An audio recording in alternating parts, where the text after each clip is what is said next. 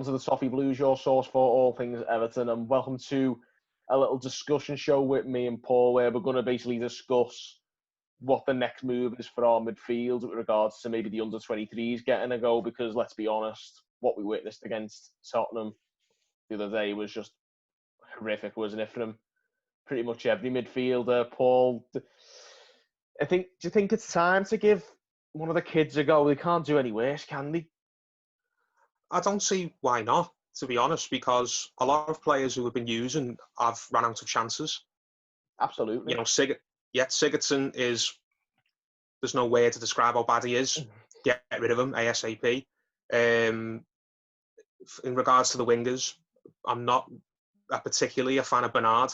I don't think he's crap or anything. I just don't see him as this kind of difference maker in a lot of games. No, he doesn't create. I mean, he creates, but he doesn't actually get any assists as such, does he? He doesn't seem to put the ball on a sixpence for the strikers or anything like that.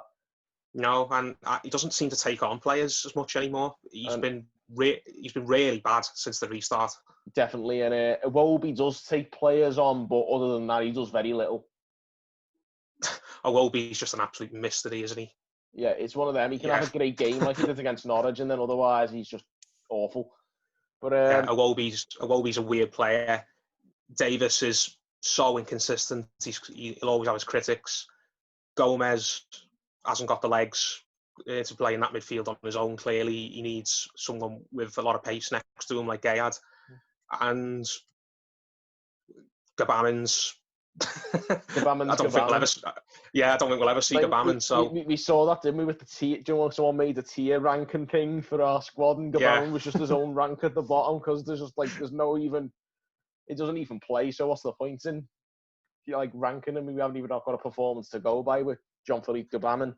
But with regard to the centre mids in particular, there's just no dynamism in the middle of the park, is there? I mean, you mentioned Gomez and the lack of legs. He's just not at the races at all. I don't know whether the 4-4-2 is for him. And if there was any positive to take, and I'm really clutching at straws here, by the way, but if there was any positive to take out of that Spurs game, it has to be the fact that Gary Neville did a very good job of highlighting how awful Gylfi Sigurdsson is when the going gets tough. Yeah, I suppose so. But is that a positive, or is that just going to put any potential buyers off buying him? Because they've seen with their own eyes how god-awful and useless he is.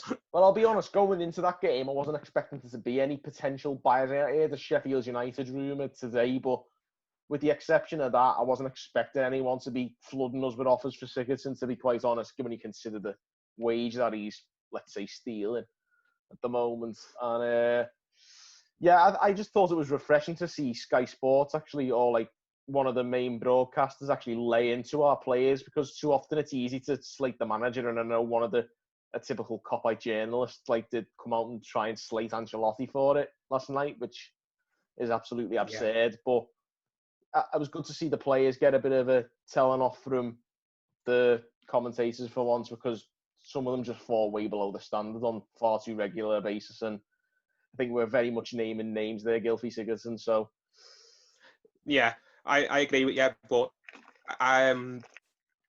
Baningime, what's he got to do to get a chance for me? I really like him. I mean, we haven't seen much of him the last few years, but I remember that little spell that he got in the team when Koeman got sacked and Unsworth came in, and then eventually Allardyce took over.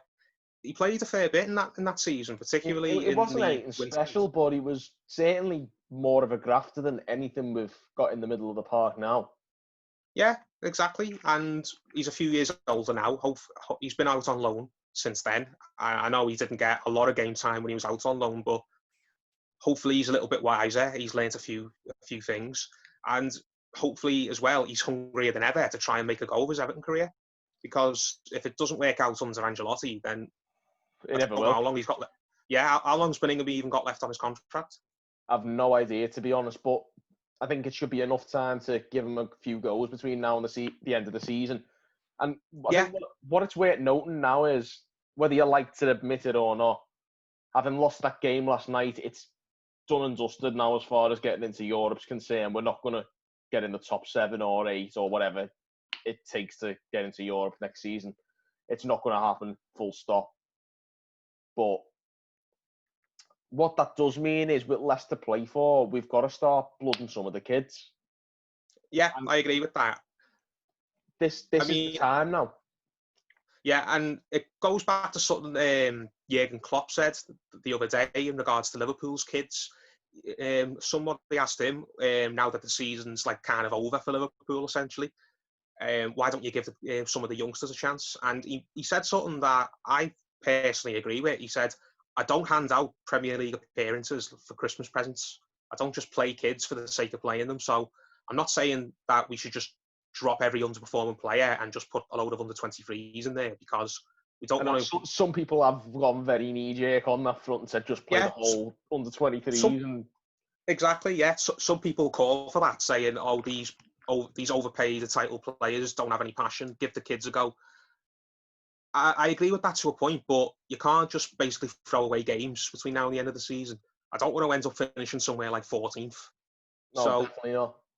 Yeah, but when certain players in certain positions are playing so badly and it's clear they've got no future at the club, really, like Sigurdsson, give a chance to a young player who still might stick around for the long term. As I was saying earlier on, Baningime, if he gets a chance, could break through and do what Gordon's done and shown that he's actually got a lot to offer, and he's someone who we want to keep around for next season and beyond.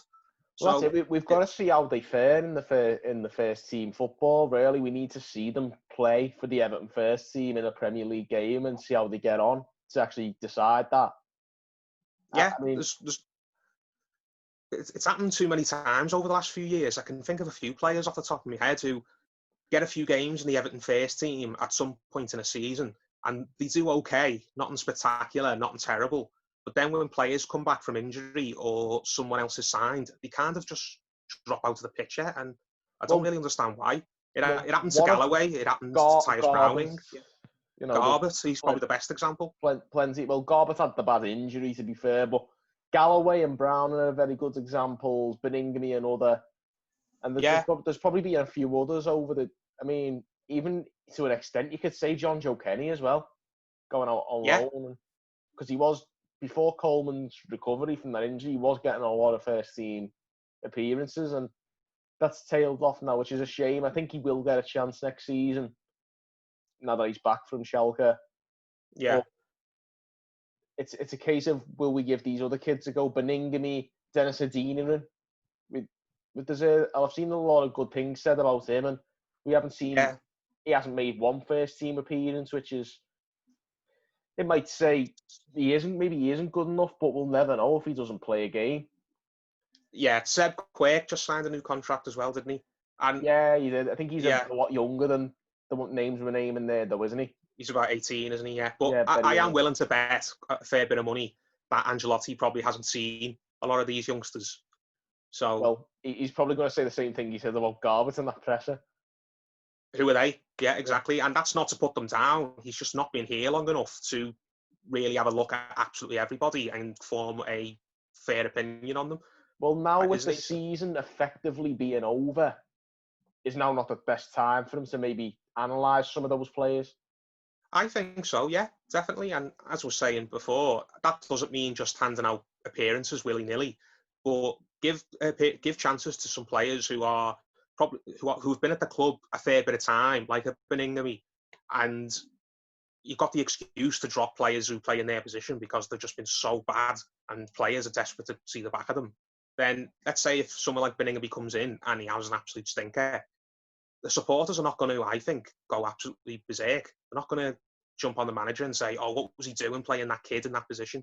Because what was the alternative? You're underestimating Everton fans here. You can find the reasons to complain. Yeah, we find fault in everything, but what I'm saying is the manager should feel secure in giving a chance to a youngster because he knows that the alternative are playing so badly. It's horrific, Yeah, that they can hardly do any worse. And even if they do, at least we found something out about that player that we didn't know beforehand. And at least he's only a kid who we can probably get rid of for a small fee, and he's not on a big wage instead of these wasters on 120k a week.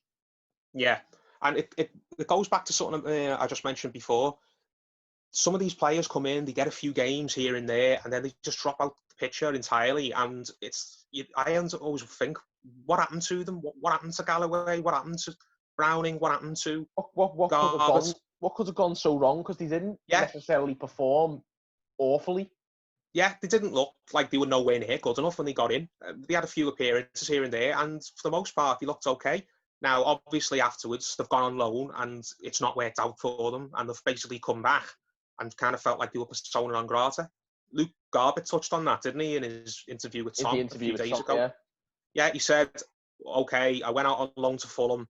It didn't work out, but I came back still feeling like I was young enough to kick on and progress at Everton and hopefully get another chance to show the management, okay, that loan move didn't work, but that doesn't mean that the club just has to totally give up on me and assume I'm not good enough.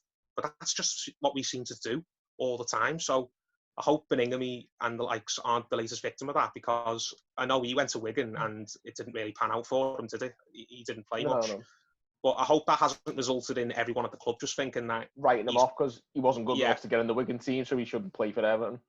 Yeah, and the only reason he's getting on the bench is to make up numbers. I hope that's not the case. I hope he's training with the first team and he's getting on the first team bench under the assumption that Ancelotti thinks he might have a use.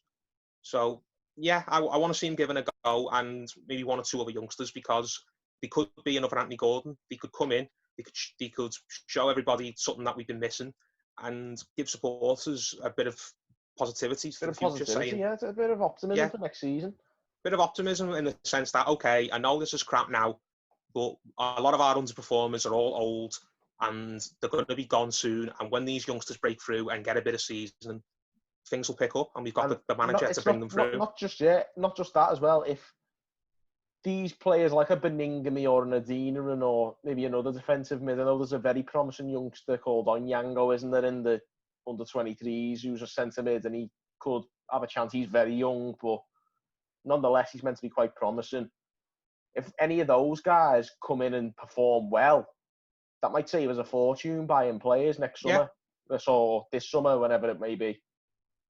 Where's Lewis Gibson? Where's he? Is he still out on loan? Or he's on loan at Fleetwood, but they've just been knocked out the playoffs, haven't they, Fleetwood? So I'm not sure if he'll be returning. If he can come back and play, yeah. Yeah, but if Gibson can come back and be registered, I don't know the rules on that. I'll have to check. But we might not need to buy Gabriel or something like that, and that saves us another 20 million. Yeah, or we could put him on the bench and move Holgate into the midfield. I know I've seen people wanting to try that. And I mean, I don't see why we don't try that, because I mean, I thought Keane and Mina played okay together at the back yesterday, regardless of how bad the team were. And if Holgate's fit, I give him a go in midfield and play those two at the back, because we've seen Holgate make a few appearances in midfield, and I'll be honest, he was better than what we've been playing in the last couple of games, that's for sure. He's been the best whole midfielder we've used this season in that position. That's a damning indictment, isn't it? When he's playing out of position, it's a damning indictment. Out of position. I can't think of that game that he played against United in particular, when Ferguson put him there. And I think he put him there for Chelsea as well, didn't he? The game before. No, Arsenal, maybe. Was it Arsenal? In Ferguson's little run, wasn't it, when he took over for a few games. But he played better in that number 6 than Davis, Gomez, Sigurdsson even. I know Sigurdsson was put there for a few times. None of those central midfielders are played anywhere near as well as Holgate did in that position. And he's a centre-back who was originally a right-back. So it says a lot about how good and how flexible Holgate is, but also, you name those names there, Tom Davis maybe is the only other player who I know who can actually put a tackle in. Gomez just kicks people and he hasn't got the legs. And then flips at the ref when it was an obviously foul. Sigurdsson doesn't even bother putting a foot in, as we can see yesterday's game. It was just he just cowers out of the challenge. And then obviously you've got Delphus. He probably does put a tackle in, but either gets sent off or gets injured in the process. Yeah, I've not even mentioned him. Yeah, we don't really want to mention it. He'd gone out of my brain completely. I'd like it to be that way. Silly and that's turned out to be. I'd like that to be that way for me. It's just I don't want him in my head. he's just been such a waste of time signing, hasn't he? And waste of time, waste of money. Mm. It's just stupid. It was a sign that looked good in theory when we made it, but I think you've got to realise a lot of people were comparing him to Gareth Barry because of the experience and coming from a title-winning City team. But the difference is Gareth Barry was an astute model professional, and Fabian Delph's an arrogant, overrated twerp. Let's be honest. He's the way he is, though. He's the way he interacts on social media. That whole you'd ask for a photograph and all that. To be honest, I don't particularly care about him getting into arguments with people on social media. I hate Sigurdsson a lot more than I hate Delph, because Delph, when he's on the pitch, regardless of what you think of him off the pitch, on the pitch he puts in far more effort, and that's what I care about ultimately. But he's still been a really crap signing. So the top and bottom of it is the central midfield is so bad that I want to see a young kid get put in there, or I want to see Holgate get moved further forward. And if that happens, bring a young kid who's a defender and use him on the bench. Just give them the match day experience of training with the first team and sitting there and taking instructions. More of a chance maybe for Branthwaite or somebody to get a go at the back then, or yeah, Branthwaite's been highly rated, hasn't he? So I just want to see as many young kids in the first team as possible. I think that's got to be the aim now, because obviously we're not in the transfer window yet. We can't bring new faces in, but we need some new faces to see in the first team between now and the end of the season to give us a bit of optimism, because the current first team that we've witnessed all season and during the resumption are just not cutting the mustard, especially in the midfield, like we've been discussing here. It's just, the midfield is just abysmal, isn't it? What we've been currently doing, and whether it's a 4-4-2, 4-2-3-1, it doesn't matter. These players are letting you down regardless of what the formation is. Yeah. I think we just need some new faces. And I know we're unlikely to sign any major names because of the pandemic, even when the transfer window was open. But supporters are that fed up looking at the likes of Sigurdsson and Delph and Gomez and Davis and Bernard and players like that. We just need some fresh blood. We just need someone to come in and offer something else. And just shake it up a bit. Yeah. Honestly, give supporters someone else to focus on for a couple of weeks. And maybe someone who comes in and shames these players into working a bit harder. Some of them clearly aren't working hard enough. I don't care what anybody says. I hope so, but some of our players have got no shame, have they? No, well, I think we're not naming names, are we? Well, we've named them about 5 times in this video, but yeah. Just any way we can change it, any way we can make it feel a bit fresher between now and the final game. I really hope Ancelotti tries it, because we need something fresh. We need something to get behind, because I, for one, with this season now effectively over, I'm finding it very difficult to get behind the established first team at the moment, but the way they're performing. I'm finding it hard to care. Yeah, really. Well, I'll be honest, I woke up this morning, I mean, I was disappointed to see us lose last night, obviously, but I woke up this morning and for a while I was in work, I just completely forgot that there was even a game last night, to be honest, and that's how quickly I tried to wipe it from my memory. Yeah, and we're playing again. It's a quick turnaround on Thursday, but I'm not even entirely sure I'm going to watch it.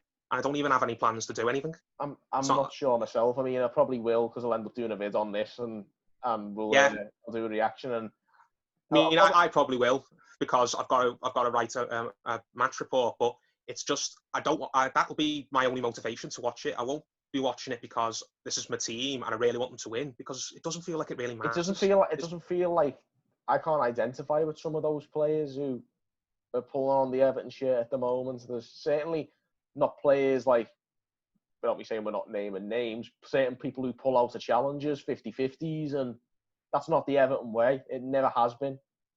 Anyone who pulls out of a 50-50 is not an Everton player. And I think, dare I say it, Gary Neville nailed it when he said that. Yeah, Gary Neville spoke for every Evertonian who's watched this crap for years last night when he said, this team, they just have no belief, they have no pride, they have no desire. And believe me, I don't like blowing smoke up Gary Neville's backside, but I think he did get a lot of things right last night. And Called a spade a spade. He did, yeah, and it's not often you get that. I feel it's too easy, like I said before, to level it at the manager, and it's definitely not the manager's fault. You know, we've got one of the best managers in the world, despite what Miguel Delaney may think. Yeah, at the end of the day, Ancelotti will be able to turn this around, but it's going to take time, and it's going to take a few risks being taken, like maybe giving youngsters a go now, maybe go against the grain a little bit, because we can't just have the same insipid crap from the established first teamers. It's been too long now, and especially this season's really, obviously it's been longer, but it feels like even longer than that. It's just dragged so much, and I feel like those players are responsible for that to an extent. Well, a lot of these players are responsible for getting 3 managers sacked. Aren't they? Koeman, Allardyce. I know he didn't help himself, but Koeman, Allardyce, and now Silva. So a lot of these players, there's a lot to answer for. Have a lot to answer for, and they've clearly got no loyalty or pride in the badge. No respect for the club, and no respect for any manager who manages the club. That's it at the end of the day. Yeah, so... And then people know who they are. Yeah, so to sum up, basically, let's just give some opportunities to some youngsters who have probably been at the club a long while, want to succeed at the club, want to succeed for Ancelotti. Deserve an opportunity more than the people who've been getting them. So yeah, and deserve an opportunity to play under Ancelotti. It would be some 19-year-old, 20-year-old kid's dream to play under Ancelotti. They probably couldn't imagine doing that 6 months ago, and now it's right there in front of them. So give them a go. Don't doubt that Baningime or Onyango or Adeniran, they're all probably chomping at the bit to try and get a go under Ancelotti. Yeah. And at the end of the day, this is the best time you could ever imagine to do it, because there's no fans, no pressure. Season, as we know, is effectively over. These are 5 pretty much dead rubber games to blood players in the Premier League. Young players with no experience can get experience in probably the easiest environment they could have wished for. Yeah, I agree 100%. Yeah, so there you go. Pick the kids. That's all we're saying. Carlo, I mean, you know, what does Carlo Ancelotti know? I mean, we could pick this team, but at the end of the day, just don't let me see Gylfi Sigurdsson on that pitch against Southampton, whatever the weather. Not naming names though, are we?